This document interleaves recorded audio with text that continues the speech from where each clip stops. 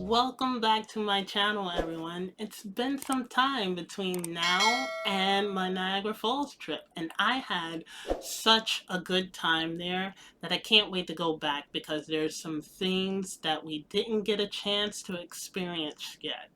The food was great, the people were friendly, and it was so nice to get away.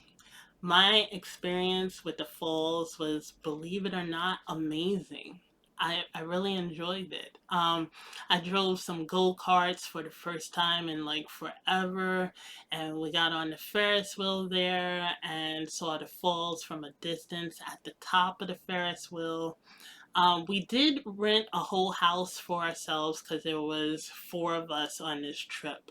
Although it was a bit dusty and there were some markings on a few of the walls, I guess from previous guests. I don't know. But other than that, the house was really nice. We had such good food, like funnel cake with ice cream and Oreos on top. I couldn't finish mine. I tried. I couldn't finish it. Potato skins with this amazing spinach dip, some good sandwiches and ribs. My stomach was literally full for the whole week.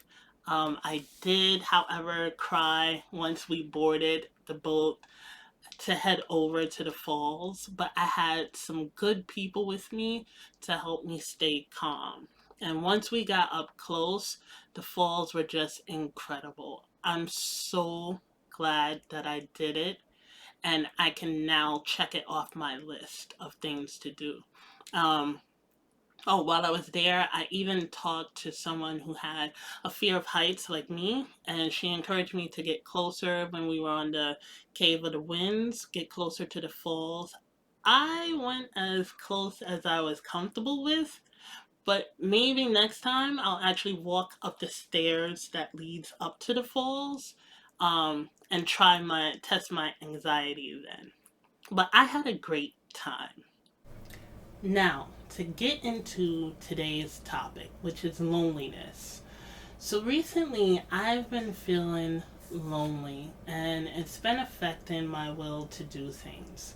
Now, unlike most, I don't have a steady friend base of my own that I can go to for help with this. And my family has been going through some health issues lately, so I try to be supportive for them and leave my issues out of the way. See, when you're in the middle of deep depression, the feeling of loneliness is common. And as we all know, depression is the isolated disease, right? It keeps you away from people with all the negativity that comes with it. Um, and you kind of expect it when you're depressed. I used to experience it so much before I got help for my depression, but I'm no longer in that space, and this feeling of loneliness this time around hits differently. Being an introvert, I don't mind my time alone because that's my time to recharge from the world around me and do things by myself. But there are times when I would love to get a random text or call or visit or set up an outing somewhere with someone. I think now it's part of the reason I don't look at my personal Instagram anymore because it can be hard to look at others hanging out when it's very limited for me. And in the past couple of weeks, I kind of had a pity party for myself because I don't understand why I don't have that for myself. But then the universe came along and told me to shut down that pity party. Like I always do, I had opened up YouTube to upload my last video when I came across a channel on my home page. And the title of the video was The Art of Not Feeling Lonely. So, of course, I paused and went right to that video to watch it. The creator of the page is named Heinz, and he was so insightful about this topic, something that I wasn't expecting to learn that day. So, in this video, Heinz talks about how we perceive loneliness and ways to deal with the feeling of it. And something interesting he said in the video is that physical presence does not equal alone. I mean, think about it. You could be in a room full of people and still feel lonely. If you don't feel the energy from those in the room, it can make you feel alone. And I can relate to that because when I used to have friends and even around family members back in the day, I always felt lonely being around them because their energy never really resonated with me. Like, he uses the example of being on a date with someone and they're scrolling on their phone the majority of the time. Meanwhile, you're sitting there waiting for some type of acknowledgement, some type of energy from them, and it never comes. And then you end up feeling lonely on that date. The video was so spot on, yet what resonated with me the most at that moment is what he said in the second part of the video. He talks about understanding how to be alone but not to feel lonely. It's about having that deeper relationship with yourself by having a nourishing environment, enjoying what we're doing, and becoming better at being our own best friend. When I say that this was an eye-opening moment for me, it made me stop and really look at myself. Now, I'll be the first to say that I don't have the best relationship with myself. Hence why I decided to buckle down and gain self-growth this year. But I know that this takes work, and the self-growth thing that I'm doing now is for the rest of my life because I want to change how I'm living my life. I want to no longer rely on the missing energy and presence from those I know to fill that void. It's not on them to do so. And the way he speaks in this video is exactly what I want for myself. He motivated me to sit down and map this out. You'll see in the upcoming videos that I've been doing a lot of mapping out of what I want my life to be for the second part of my life. So here are the things that I came up with that with some changes, I know I can start to strengthen that relationship between me and myself. So the first thing is make a space for myself in my apartment. Now right now my living room is still full of boxes from last year from when we moved here. And it's taking up space in the living room. So I'm confined to my bedroom all day and there's not much space in here to make a personal space for myself. I do have a comfy chair that's in the corner over here, but it's old and needs the springs adjusted before anyone can sit in it again. I figure if I remove those boxes to my storage unit, I can make a nice little seating area or desk space for myself just to escape and unwind. Do some arts and crafts. So during the quarantine, I got some stuff to make bracelets, and I can't tell you how relaxing and productive it was to make them.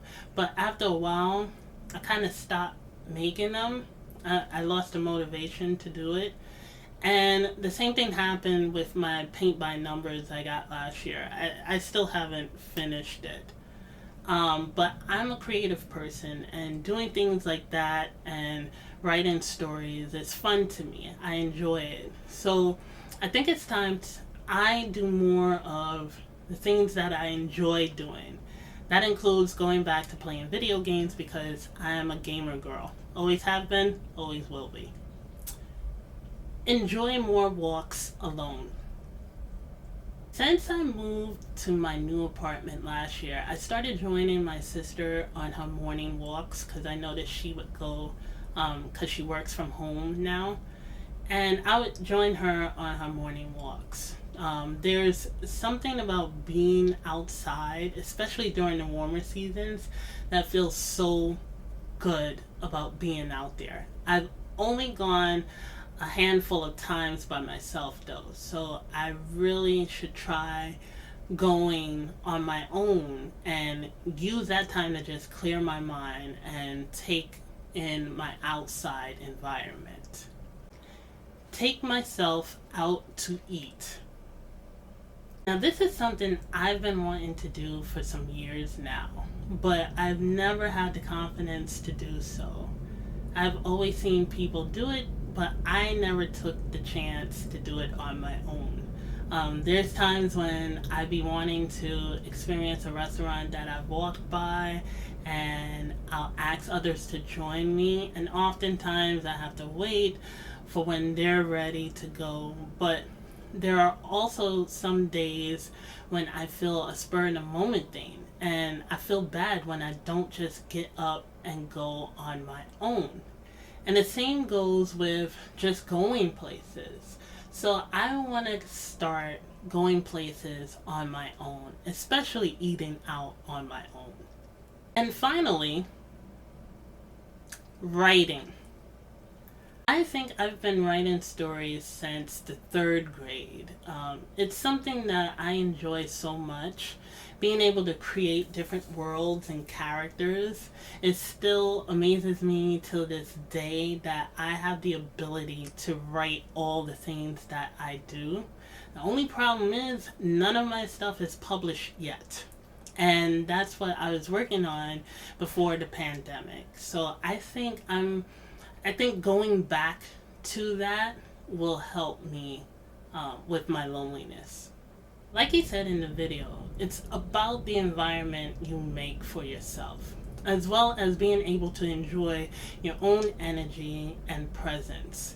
And this helps to build those relationships that I've been wanting from others. I think it's so important to be able to have that relationship with yourself where you can limit that feeling of loneliness. Because let's face it, you're going to experience loneliness here and there, but not as often. It's something that I never thought I needed before. I always had that mindset that others would make me feel less lonely and make me feel important. I've been so worried about not having others around that I was doing myself a disservice, I feel. And now I fully understand how I can't expect others to fill that void for me when I can't even fill it myself.